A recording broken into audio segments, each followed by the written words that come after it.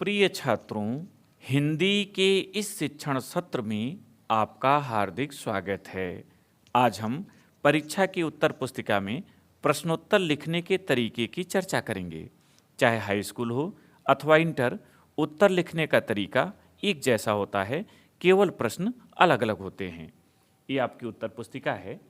इसमें सबसे पहले परीक्षार्थी का अंक अंकों में, फिर शब्दों में, विषय, प्रश्न पत्र, परीक्षा का दिन, परीक्षा की तिथि एवं पाली, केंद्र का नाम, परीक्षा का संख्या और संकेतांक, ये आपको लिखना होगा। तत्पश्चात ध्यान रखेंगे कि जैसे ही भीतर आप जाएंगे वैसे ही आपको जो ये दोनों किनारे हैं, बाएं तरफ और दाएं तरफ, तो ध्यान रखिएगा कि अगर आपके पास समय है तो आप लगभग 1 इंच से थोड़ा सा कम बाएं तरफ ये ऊर्ध्वाधर रेखा खींच देंगे तो देखने में बहुत अच्छा लगता है। नहीं समय है तो दोनों तरफ आप इसको मोड़ देंगे, कापी को ऊपर नीचे 2 बार, ऐसे ऊपर करके फिर नीचे करके पूरा स्केल की सहायता से, तो ये निशान बन जाएंगे। और बाएं तरफ ही आपको हाशिया छोड़ना है, दाहिने तरफ पूरा लिखना है, दाहिने तरफ आपको हाशिया नहीं छोड़ना है। आज हम सामान्य हिंदी 2021 के प्रश्न पत्र 302 DH संकेतांक को ले रहे हैं। इसी को हम सॉल्व करके आपको दिखा रहे हैं कि कैसे आपको उत्तर करना है। तो यह प्रश्न पत्र 2 खंडों में विभाजित है। सबसे पहले आपको खंड क करना है। क का जो पहला प्रश्न है वह 5 खंडों में विभाजित है और क का सही उत्तर है चौथा। प्रश्न है माता भूमि के लेखक हैं, तो चौथा उत्तर सही है वासुदेव शरण अग्रवाल।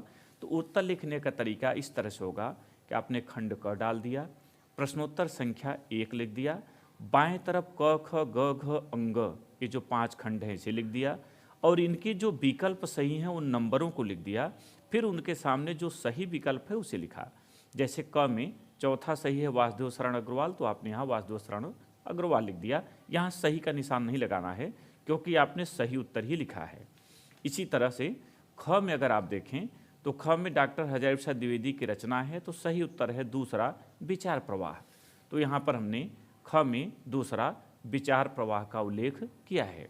इसी तरह ग में हिंदी साहित्य की भूमिका, घ में डॉक्टर APJ अब्दुल कलाम और अंग में परति परिकथा फणीश्वरनाथ रेणु, ये सही हैं। तो इन्हें इसी क्रम में आपको लिखना है। अनावश्यक पंक्तियाँ छोड़ करके पूरे पेज को भरने की आवश्यकता नहीं है, आपको पूरे अंक यहाँ मिलेंगे। इसी तरह से प्रश्नोत्तर संख्या 2 देखें। प्रश्नोत्तर संख्या 2 क्या है? तो एक काव्य साहित्य के इतिहास से संबंधित है। देख रहे हैं 2 में भी 5 खंड हैं और क रीतिकालीन महाकाव्यात्मक कृति है। इसका सही उत्तर दिए गए विकल्पों में से रामचंद्रिका है। तो यहाँ पर आपको क में दूसरा रामचंद्रिका लिखना है। तो यहाँ उल्लेख किया गया प्रश्नोत्तर संख्या 2 क दूसरा रामचंद्रिका।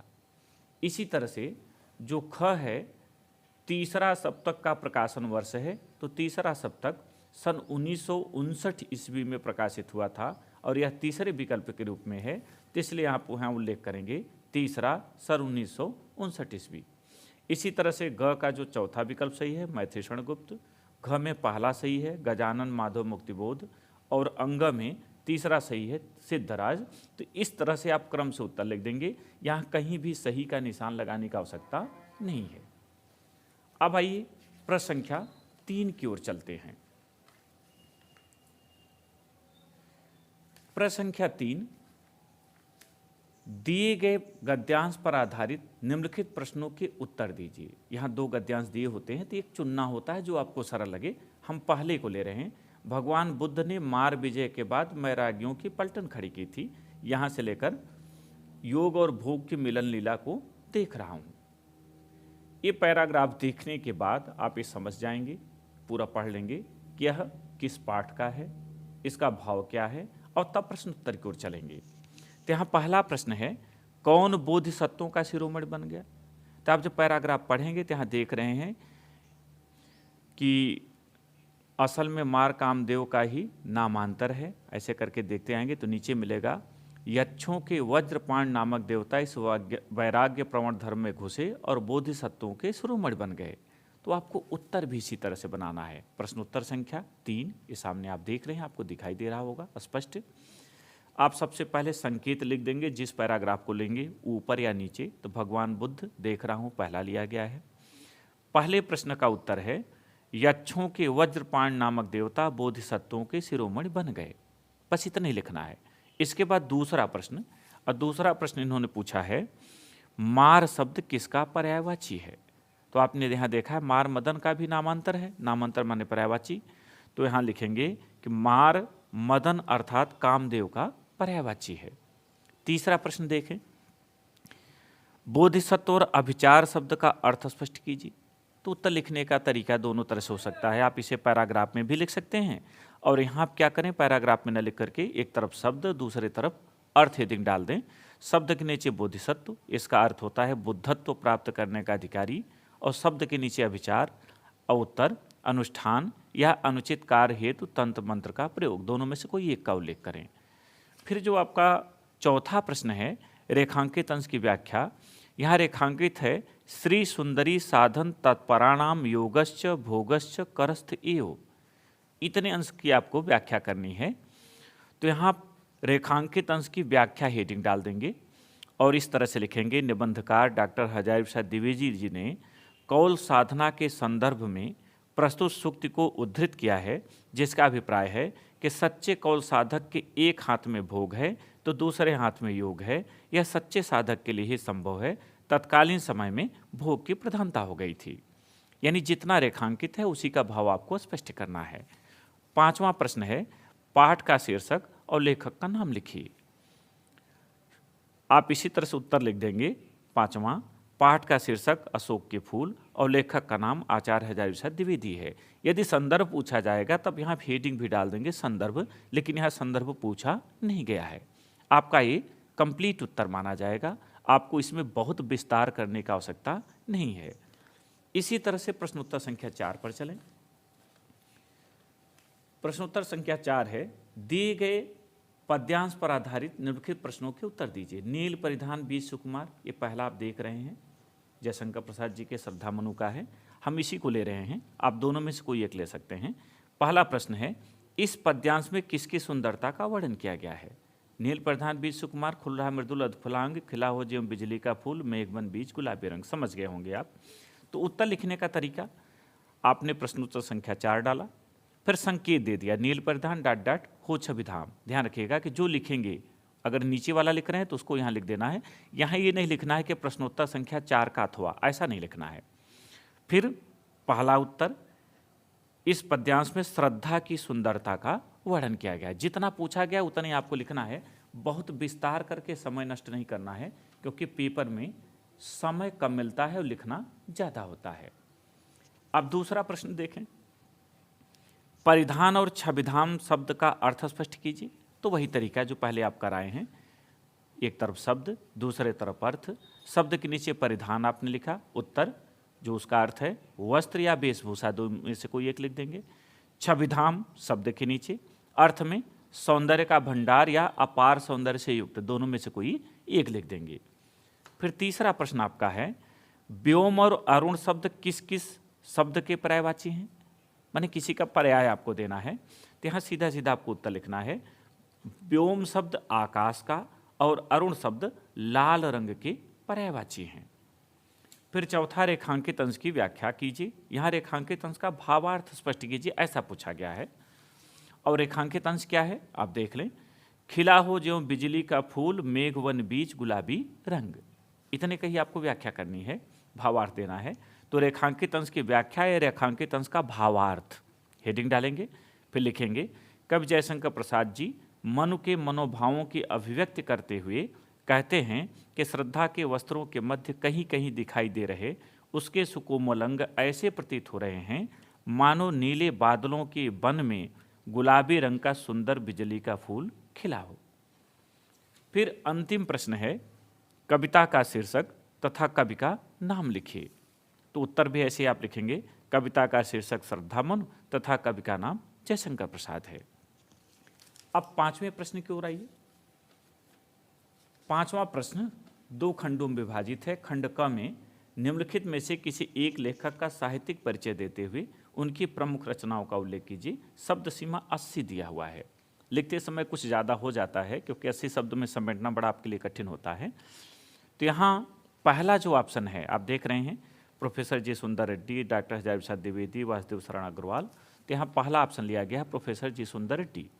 यदि आपकी स्पीड अच्छी है तो आप थोड़ा सा जीवन परिचय भी ले लें, किनका जन्म कहाँ हुआ और माता पिता कौन थे या इन्होंने क्या किया और मृत्यु। ये 2-3 लाइन में आपको समेटना है। अगर स्पीड अच्छी नहीं है, गति अच्छी नहीं है, तो आप केवल जन्म, मृत्यु और माता पिता यदि हो न हो तो छोड़ दीजिए। जन्म डैश करके जन्म का सन स्थान लिख दीजिए, मृत्यु मृत्यु का सन स्थान लिखिए, बात पूरी हो गई। फिर सीधे साहित्यिक परिचय आप हेडिंग डालिए। और साहित्यिक परिचय आप तैयार कर चुके हैं इसलिए आपका समय नहीं लेंगे। प्रोफेसर रेड्डी जी की प्रतिष्ठा है कुशल अध्यापक, सुधीर समालोचक या उत्कृष्ट निबंधकार के रूप में रही है। इस रूप में आप साहित्यिक परिचय देख रहे हैं। 3 पंक्तियां यहाँ हैं। फिर इसके आगे देखें, ये यहाँ आपका साहित्यिक परिचय इस तरह से पूरा हो गया है। अंत में अगर भाषा शैली हेडिंग नहीं डालना है, आपका समय कम है, तो आप इसी में थोड़ा सा जोड़ देंगे नीचे की ओर। इनकी भाषा परिमार्जित एवं सशक्त खड़ी बोली है। इन्होंने विवेचनात्मक, गवेषणात्मक, आलोचनात्मक आदि गद्य शैलियों का सुंदर प्रयोग किया है। यथा एक उदाहरण चैप्टर से ही, भाषा की साधारण इकाई शब्द है, शब्द के अभाव में भाषा का अस्तित्व ही दुरूह है। इस तरह से साहित्यिक परिचय का पूरा हो जाएगा। फिर रचनाएं आपको देना है। तो रचनाएं में यद्यपि इनकी 7 किताबों की चर्चा होती है, लेकिन परीक्षा में आपको कम से कम 2-3 किताबों का उल्लेख अवश्य कर देना चाहिए। अंत में 2 पंक्ति हिंदी साहित्य में स्थान लिखिए, बड़ा सुंदर लगता है। जैसे प्रोफेसर जी सुंदर रेड्डी हिंदी साहित्य में एक विद्वान समालोचक, श्रेष्ठ निबंधकार एवं मानवतावादी दृष्टिकोण के लिए सदैव स्मरणीय रहेंगे। आधुनिक युग के गद्यकारों में इनका विशिष्ट स्थान है। इस तरह से आपका एक सुंदर जीवन परिचय बन जाएगा। इसी का जो ख है 5वें प्रश्न का, तो ख को आप देखें, यहाँ लिखा हुआ है निम्नलिखित में से किसी एक कवि का साहित्यिक परिचय देते हुए उनकी प्रमुख कृतियों का पर प्रकाश डालिए। अधिकतम 80 शब्द। मैत्री शरण गुप्त, सुमित्रानंदन पंत, रामधारी सिंह दिनकर, इनमें से किसी एक पे लिखना है। तो यहाँ मैत्री शरण गुप्त को लिया गया है। और जीवन परिचय उसी तरह से 2-3 पंक्तियों में आपको केवल जन्म कब हुआ, अगर पता है तो माता पिता का नाम, और कब ये इस संसार को छोड़ के गए, केवल इतना ही आपको लिखना है। इससे ज़्यादा विस्तार करने का आवश्यकता नहीं है। जो जीवन परिचय आपने पढ़ा है वो विस्तार में पढ़ा है, लेकिन यहाँ संक्षेप में करना है। और अगर गति कम है तो केवल जन्म, फिर नीचे मृत्यु, फिर नीचे माता पिता, डैश करके उसके सामने वही उत्तर लिख के सीधे साहित्यिक परिचय पे आ जाइए। साहित्यिक परिचय आपको थोड़ा सा इनका साहित्यिक परिचय देना है, आप ये तैयार कर चुके हैं। फिर रचनाएं ढेर सारी हैं, लेकिन सभी का उल्लेख करेंगे तो बहुत विस्तार होगा। यहाँ प्रमुख पूछा है तो महाकाव्य साकेत, अन्य काव्य ग्रंथ में 1-2 का नाम लिख दीजिए, 3 का नाम लिख दीजिए, आदि कर दीजिए। और पद्य रूपक जो इन्होंने लिखा है अनघ, तिलोत्तमा, चंद्रहास, इस तरह से आपके रचनाओं का क्रम पूरा हो जाएगा। तत्पश्चात हिंदी साहित्य में स्थान 1-2 पंक्ति आप जरूर लिखिएगा, इसे देखने में बड़ा सुंदर लगता है। फिर प्रश्नोत्तर संख्या 6 की ओर आइए। 6 क्या है?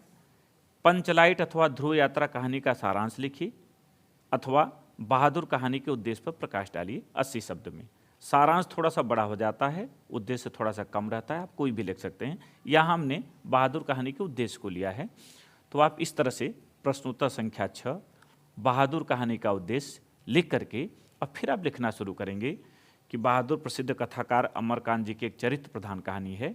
मध्यम वर्गीय समाज के मनोविज्ञान का चित्र खींचना ही प्रस्तुत कहानी का प्रमुख उद्देश्य। अब इसके बाद पैरा चेंज करके आप तैयार किए हैं, 2-3 बिंदु आपको इसमें उल्लेख कर देने हैं, कोई समस्या आपको नहीं होनी है।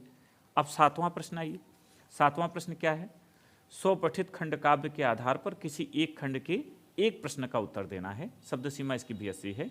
तो प्रयागराज में आलोक वृत्त खंड काव्य चलता है, तो इसी से संबंधित एक प्रश्न लेना है। यहाँ खष्ट सर्ग में वर्णित नमक सत्याग्रह के संदर्भ में गांधी जी की दांडी यात्रा की कथा लिखिए, अथवा आलोक वृत्त खंड काव्य के नायक का चरित्र चित्रण कीजिए। 2 हैं, हम पहला ही ले रहे हैं। तो खष्ट सर्ग नमक का सत्याग्रह ये आपके सामने आ गया है। देखें, प्रश्नोत्तर संख्या 7 आपने डाला, खष्ट सर्ग नमक सत्याग्रह, जो पूछा गया वही हेडिंग डालनी है। अब फिर आलोक वृत्त खंड काव्य की रचना कवि गुलाब खंडेलवाल ने की है। मैंने एक भूमिका आपको 2-3 लाइन का देना है। इसकी कथा 8 सर्गों में विभाजित है, जिसमें राष्ट्रपिता महात्मा गांधी के जन्म से लेकर स्वतंत्रता प्राप्ति तक की ऐतिहासिक घटनाओं पर प्रकाश डाला गया है। खष्ट सर्ग में वर्णित नमक सत्याग्रह के संदर्भ में गांधी जी की दांडी यात्रा की कथा निम्नवत है। इतना डाल करके तब आप छठे सर का सारांश लिख देंगे। ये भूमिका डालने से पता चलता है कि आप उस खंड काव्य को अच्छी तरह से तैयार किए हैं, सुंदर लगता है। तो 7वां प्रश्न आपका ये हो गया। यहाँ आपका खंड क पूरा हो गया। अब शुरू होगा खंड ख। खंड ख का जो पहला प्रश्न है पूरे प्रश्न पत्र का 8वां, ये 2 भागों में विभाजित है, खंड क और खंड ख। खंड क में दिए गए संस्कृत गद्यांशों में से किसी एक का ससंदर्भ हिंदी में अनुवाद कीजिए। अतीते प्रथम कल्पे जना, इसको देखते ही आप समझ गए हैं कि किस पाठ का है। तो इसको लिखने का जो तरीका है, तो पहले खंड ख आपने डाल दिया, प्रश्नोत्तर संख्या 8 क डाल दिया, और संकेत में प्रथम कल्पे, अतीतीय प्रथम कल्पे, डाट डाट का निशान बनाकर इत्योवचन जो लास्ट है, अंतिम है उसका। फिर संदर्भ लिखना है, प्रस्तुत संस्कृत गद्यांश हमारी पाठ्यपुस्तक सामान्य हिंदी की संस्कृत खंड के अंतर्गत जातक कथा नामक पाठ के उलूक जातकम खंड से लिया गया है या उद्धृत है, दोनों लिख सकते हैं। आप चाहें तो इनको अलग से रेखांकित करें और चाहें तो इनको अलग कलम से लिख भी सकते हैं, अलग रंग से लिख भी सकते हैं, आपके ऊपर है। फिर हिंदी में अनुवाद। विगत प्रथम कल्प में लोगों ने एक विद्वान, सौभाग्यशाली और सर्वगुण संपन्न पुरुष को राजा बनाया। माने जो अनुवाद है सीधे सीधे उसी को आपको लिखते जाना है, कुछ घटाने बढ़ाने की यहाँ आवश्यकता नहीं है। इसी तरह से खंड ख देखें। जो खंड ख है उसमें प्रश्न है कि दिए गए श्लोकों में से किसी एक का ससंदर्भ हिंदी में अनुवाद कीजिए। विद्या विवादय धनम मदाय पहला है और यही हमने लिया भी है 8 के क में। तो प्रश्नोत्तर संख्या 8 ख डालिए, ख आप ले रहे हैं। फिर संकेत विद्या विवादाय डाट डाट च रक्षणाय। फिर आप संदर्भ लिख दीजिए। अब यहाँ श्लोक है इसलिए इसमें अवतरित है या उद्धृत है लिखेंगे, यहाँ लिया गया है नहीं लिखेंगे। प्रस्तुत श्लोक हमारी पाठ्यपुस्तक सामान्य हिंदी के संस्कृत खंड के अंतर्गत सुभाषित रत्नान पाठ से अवतरित है। अब यहाँ ये जो सामान्य हिंदी है, सुभाषित रत्नान है, इन दोनों को चाहे आप रेखांकित करें और चाहे अलग कलम से लिखें, नए दूसरे ब्लैक से या नीले से लिखें, ये आपके ऊपर निर्भर है।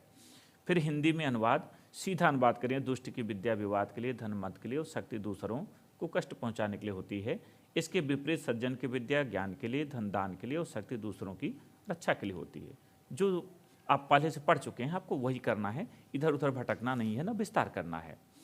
फिर आइए 9वां प्रश्न, निम्नलिखित मुहावरों लोकोक्तियों में से किसी एक का अर्थ लिखकर वाक्य में प्रयोग कीजिए। पहला है हवा से बातें करना, हमने पहला ही लिया है, तो प्रश्नोत्तर संख्या 9 हो गया। मुहावरा पहला हवा से बातें करना। अर्थ बहुत तेज दौड़ना। वाक्य प्रयोग, धावक मिल्खा सिंह अपने प्रतिद्वंदी के सामने हवा से बातें करते थे। इस तरह से आपको देना है, चाहे जो आप करें ये।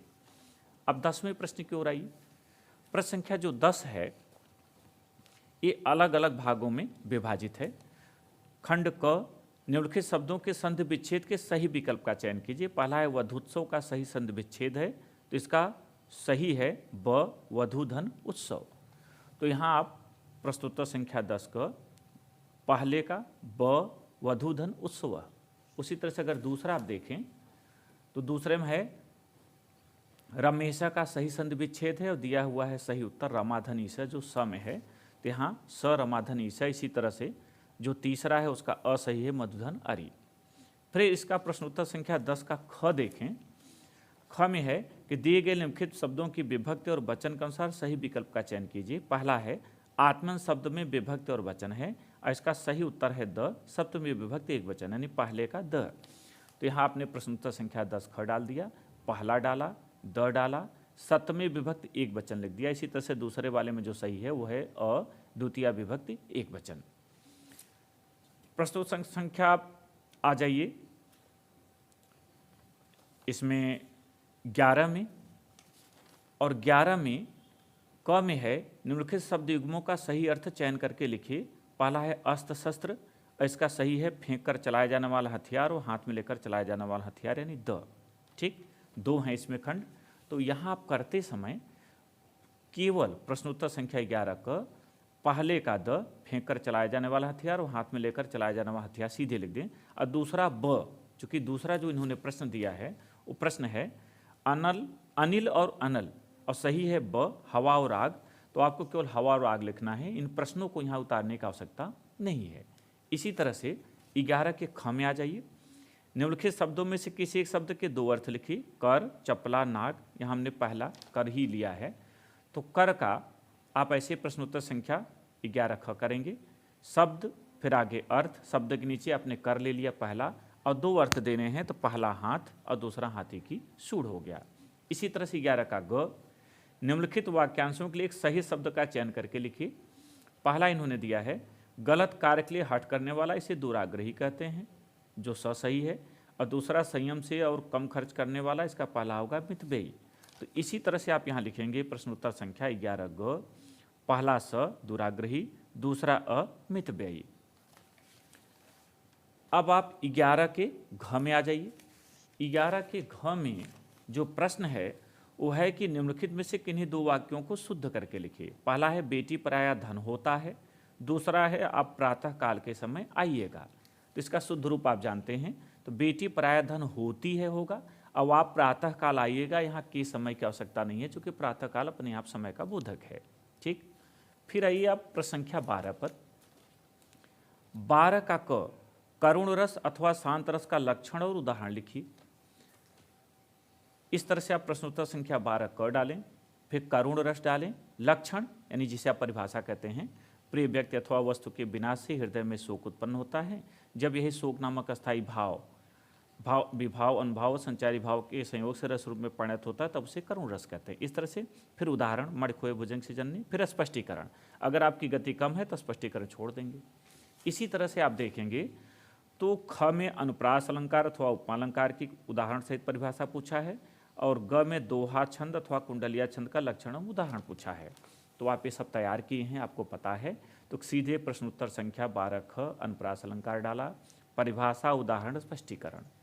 फिर प्रश्नोत्तर संख्या 12 ग दोहा छंद, लक्षण जो पूछा है, लक्षण पूछा, लक्षण, परिभाषा पूछा, परिभाषा, वही एडिक डालनी है, उदाहरण, स्पष्टीकरण।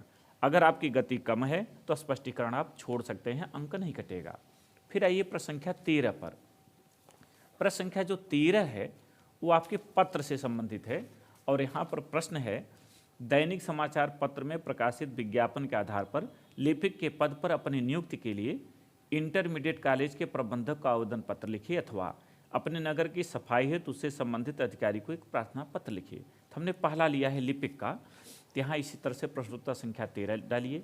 फिर सेवा में श्रीमान प्रबंधक जी, उस किसी विद्यालय का नाम डालिए जहाँ आप जा रहे हैं। फिर विषय, लिपिक पद पर नियुक्ति हेतु आवेदन पत्र से रेखांकित करिए, चाहे ऊपर यहाँ हेडिंग डालिए या यहाँ लिखकर विषय रेखांकित करिए। फिर इस तरह से आपको बताया गया है, पहले से ही आपने तैयार कर रखा है कि महोदय दैनिक समाचार पत्र। फिर ये जो आपको डिग्रियां दिखानी है, चाहे इसे डब्बे में बंद करके दीजिए, चाहे इसी तरह से सीधे लिख दीजिए, बिना डब्बे के, कोई दिक्कत नहीं है। फिर जब इस पत्र का आप समापन करिए तो समापन में शब्दावली में विनम्रता आपकी दिखनी चाहिए, तो उसे आप ले आएंगे। कहता है आपसे विनम्र निवेदन है कि मेरी शैक्षणिक योग्यताओं पर विचार करते हुए मुझे सेवा का अवसर प्रदान कीजिए। मैं आपको विश्वास दिलाता हूं कि अपने कार्य से सहयोगियों को सदैव संतुष्ट रखूंगा तथा आपको किसी भी प्रकार के शिकायत का अवसर प्रदान नहीं करूंगा। फिर दिनांक, उसके नीचे संलग्नक, सभी प्रमाण पत्रों के स्वप्रमाणित छाया प्रतियां डाल दीजिए, क्योंकि अलग अलग लिखेंगे तो कई लाइन लिखना होगा। हाई स्कूल अंक पत्र प्रमाण पत्र, इंटर अंक पत्र प्रमाण पत्र, कई हो जाएंगे, यहाँ एक साथ कर दीजिए। ये प्रारूप आपको देना है। फिर प्रार्थी नाम नहीं लिखना है, डाट लगाना है। पता में भी डाट कर देना है, मोबाइल नंबर में भी डाट करना है, कोई विवरण आपको नहीं देना है। अंतिम प्रश्न 14वां, और वह है निबंध। निम्नलिखित विषयों में से किसी एक पर अपनी भाषा शैली में निबंध लिखिए। स्वास्थ्य शिक्षा में योग का महत्व, भारत में आतंकवाद, कारण और समाधान, मेरी प्रिय रचना रामचरितमानस, देशाटन से लाभ, राष्ट्रीय एकता, वर्तमान समय की अनिवार्य आवश्यकता। इसमें हमने भारत में आतंकवाद, कारण और समाधान, इसको उठाया है। तो भारत, आप प्रश्नोत्तर संख्या 14 इसे ही करेंगे। फिर भारत में आतंकवाद, कारण और समाधान, आप ये हेडिंग डाल देंगे। फिर रूपरेखा दिखाएंगे।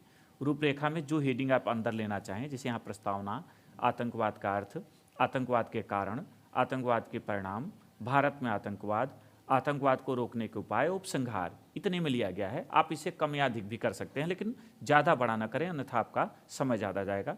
तो प्रस्तावना, सीधे आपने ये निबंध तैयार भी किया होगा कि आज पूरा संसार आतंकवाद की विभीषिका से करा रहा है। तब इन सब में ज़्यादातर चीज़ें जो संसार को लेकर थी छोड़ देना है और भारत वाले को उठाते चले जाना है। इस तरह से आप हेडिंग बनाते जाएंगे। आप देख रहे हैं यहाँ आतंकवाद के कारण, आतंकवाद के परिणाम, भारत में आतंकवाद, आतंकवाद को रोकने के उपाय, फिर यहाँ उपसंहार, ये पूरा निबंध आप पहले से तैयार कर रखें, तो इस तरह से करेंगे। और जब खत्म हो जाएगा तो उसके नीचे अनुक्रमांक अंकों में और अनुक्रमांक शब्दों में लिख देंगे। ये बोर्ड परीक्षा में लिखने का सबसे सुंदर तरीका है। गृह परीक्षा में लिख रहे हो तब भी कापी इसी तरह से आपको लिखनी चाहिए, और बाएं तरफ आधा इंच हाशिया छोड़ना है जिससे अध्यापक नंबर दें। दाहिने तरफ छोड़ने की आवश्यकता नहीं है, लेकिन बोर्ड परीक्षा में 1 इंच के आसपास छोड़ा जाता है ताकि वहां अंक दिया जा सके और उसे जोड़ने में आसानी हो। मुझे उम्मीद है कि आपने उत्तर पुस्तिका में प्रश्नोत्तर लिखने के तरीके को समझ लिया है और आप परीक्षा में बेहतर कर सकेंगे। हमारी शुभकामनाएं हैं कि आप परीक्षा में 96, 97 लेकर आएँ। बहुत बहुत धन्यवाद।